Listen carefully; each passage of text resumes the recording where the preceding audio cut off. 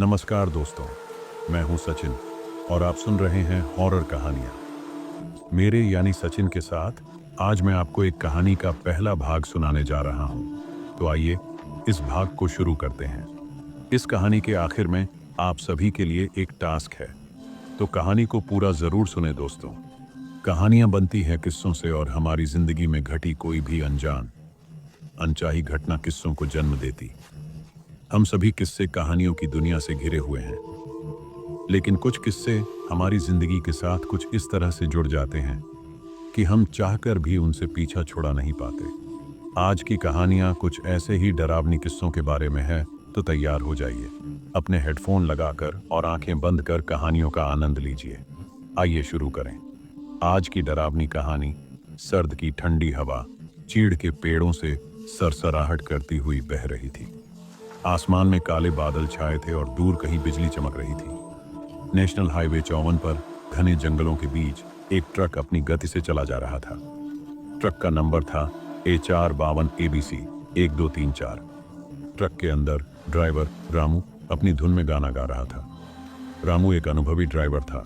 पिछले 20 सालों से वो ट्रक चला रहा था। उसने इस रास्ते पर अनगिनत बार सफर किया था, लेकिन आज उसका मन थोड़ा बेचैन था। शायद मौसम की वजह से या शायद उस अफवाह की वजह से जो उसने कुछ ढाबों पर सुनी थी। अफवाह थी एक खूनी बीजुका की।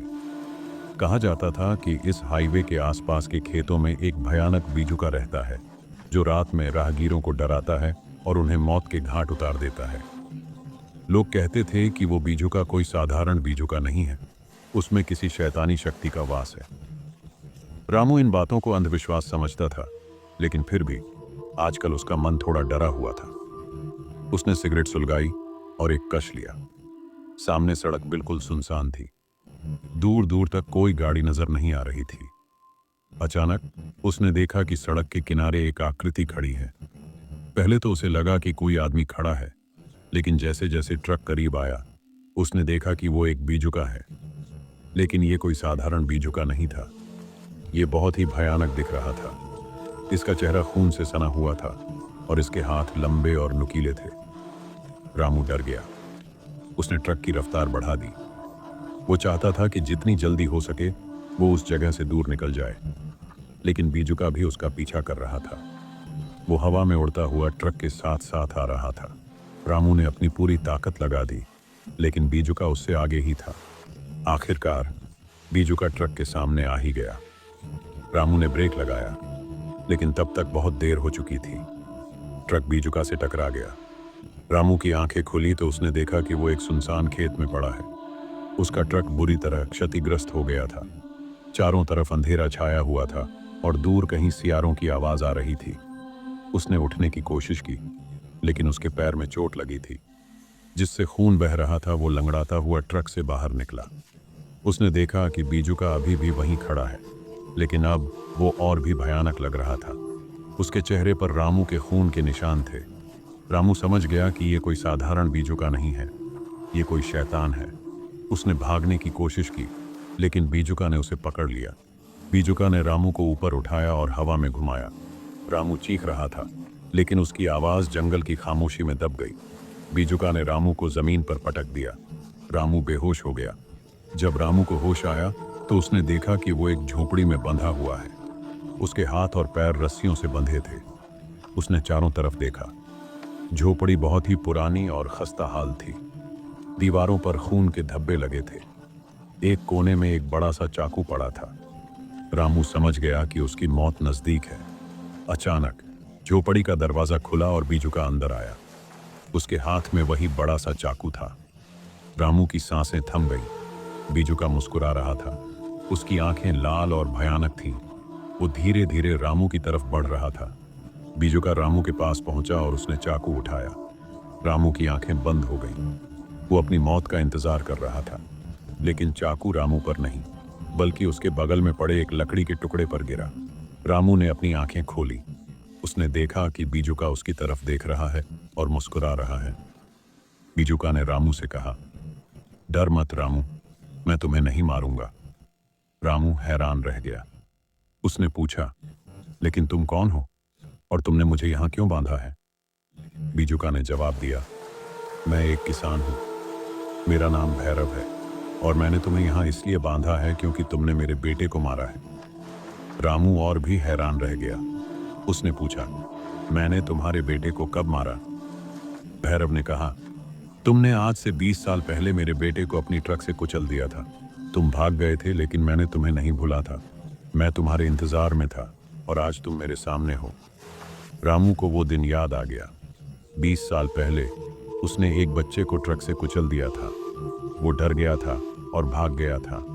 उसने कभी सोचा भी नहीं था कि उसे कभी इसका खामियाजा भुगतना पड़ेगा। भैरव ने कहा, अब तुम्हें अपनी गलती की सजा मिलेगी। भैरव ने चाकू उठाया और रामू की तरफ बढ़ने लगा। रामू की आंखें फिर से बंद हो गईं, लेकिन इस बार उसे अपनी मौत का डर नहीं था। उसे अपनी गलती का एहसास हो गया। वो जानता था कि उसने बहुत बड़ा गुनाह किया है और उसे इसकी सजा मिलनी चाहिए। भैरव ने चाकू रामू के सीने पर रखा। रामू ने अपनी आंखें खोलीं और भैरव की तरफ देखा। उसने भैरव से कहा, मुझे मार दो भैरव, मुझे अपनी गलती की सजा दो। भैरव ने चाकू नीचे गिरा दिया। उसने रामू से कहा, नहीं रामू, मैं तुम्हें नहीं मारूंगा।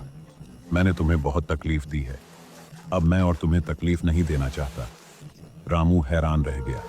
उसने भैरव से पूछा, लेकिन क्यों?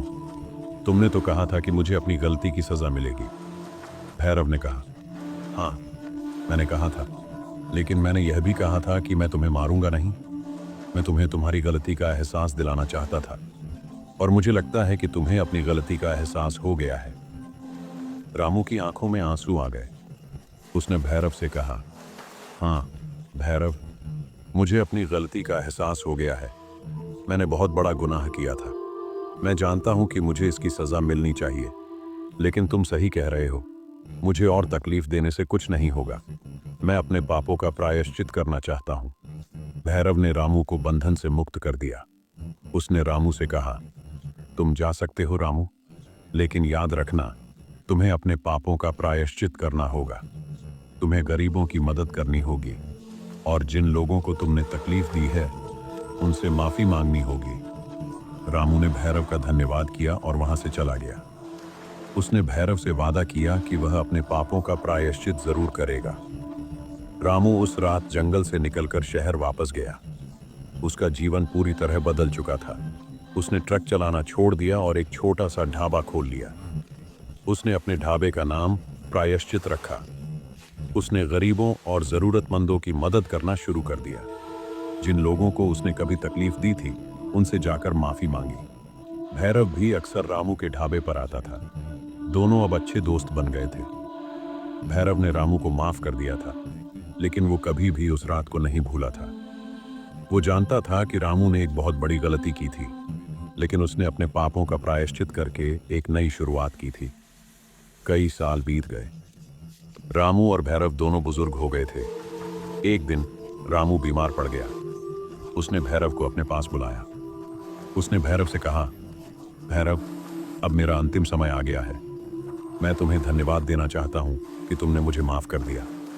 तुमने मुझे एक नई जिंदगी दी। भैरव ने रामू से कहा, रामू, तुमने भी एक नई जिंदगी जी है। तुमने अपने पापों का प्रायश्चित किया है। तुम एक अच्छे इंसान बन गए हो। रामू मुस्कुराया और उसकी आंखें बंद हो गईं। भैरव ने रामू को अंतिम विदाई दी और फिर वो भी धीरे धीरे कमजोर होने लगा। एक दिन भैरव भी अपने खेतों में गिर पड़ा और उसकी भी मृत्यु हो गई। लेकिन गांव के लोग आज भी रामू और भैरव की कहानी नहीं भूले हैं। वो आज भी उस खूनी बीजुका की बात करते हैं जो एक किसान था और जिसने अपने बेटे की मौत का बदला लिया था। और वो रामू की भी बात करते हैं जिसने अपने पापों का प्रायश्चित करके एक नई जिंदगी जी थी। और वो जानते हैं कि कभी कभी बुराई के पीछे भी एक दर्द छुपा होता है और माफ़ी और प्रायश्चित से हर घाव भर सकता है।